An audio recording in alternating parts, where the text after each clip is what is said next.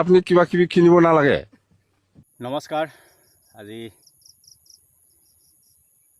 ক'বলৈ ওলাইছোঁ মানে কথা দুষাৰমান।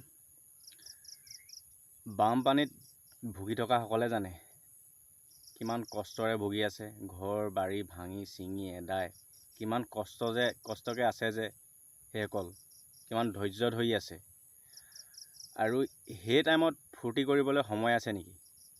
কিবা মুখত ঘঁহা আনি কিবা কিবি কৰি ফূৰ্তি কৰিবলৈতো সময় নাই। কিমান কষ্টকে ভুগি আছে সেইসকলেহে জানে। আৰু এইজনে কৈছে কি বোলে 15,000 দিছে, খাবৰ কাৰণে দিছে। আৰু তাকো কৈছে কি মুখত ঘঁহা তেল আনিবলৈ কৈছে। সেইবোৰ কৰিবলৈ সময় আছে নেকি? যি কষ্টকে ভুগি আছে সেইবোৰ ঘঁহি ক'ৰবাত ফূৰ্তি কৰিবলৈ ক'ৰবাত যাবলৈ সময় আছে নেকি? চেচেই ঘৰ দুৱাৰ ভাঙি কৰি গৰু ছাগলী মৰি এদাই হ'ল। সেই টাইমত ফূৰ্তি কৰিবলৈ সময় নাই। সেই টাইমত কেনেকৈ ঘৰখন সাজোঁ সেইটো চিন্তাত আছে মানুহসকলে। আকৌ এইজনে কৈছে কি কথাষাৰ শুনি লওকচোন। ময়ো কোৱা কথা নহয়, সেইজনে কোৱা কথা শুনি লওক।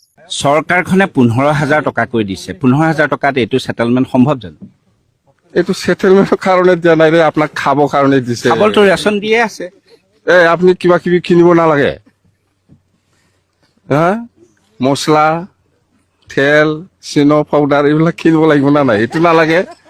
এতিয়া ভিডিঅ'টো আপোনালোকে চালে কি ক'ব এতিয়া এইজনক? এইজনৰ নামটোকে মোৰ মুখত মানে নাহে আৰু মনতেই নাই মানে এজন কোন হয়, ক'ৰ হয়। আৰু সেই সময়ত আহি কি কৰিব লাগে আৰু কি নকৰিব লাগে সেইজনে নাজানে। সেই সময়ত ফূৰ্তি কৰিবলৈ সময় আছে নেকি? যি কষ্টকে ভুগি থকা সকলেহে জানে। সেইজনে গৈ ওপৰতে মানে এইবোৰ যি টি কথা কৈ দিলে হৈ যাব আৰু। পইচা সহায় কৰিব লাগে। 15,000 দিছে আৰু 15,000 দি পিনে যোগ কৰি পিনে কিবা এটাতো ৰাইজে অকণমান হ্ৰাস পাবতো কিবা এটা কৰিবৰ কাৰণে। বাকী ৰাইজেতো কৰি দিছেই। আৰু যদি দিয়াহেঁতেন কেইটকামান কিবা এটাতো হ্ৰাস পাব ৰাইজসকলে। সেইটো নকৰে, কি কৰিছে মানে ফূৰ্তি কৰিবলৈ সময় আছে বুলি আৰু ফূৰ্তি কৰিবৰ কাৰণে মানে কথাটো কৈছে। সেই সময়ত ফূৰ্তি কৰিবলৈ সময় নাই ৰাইজৰ, যি বিপদত পৰি আছে।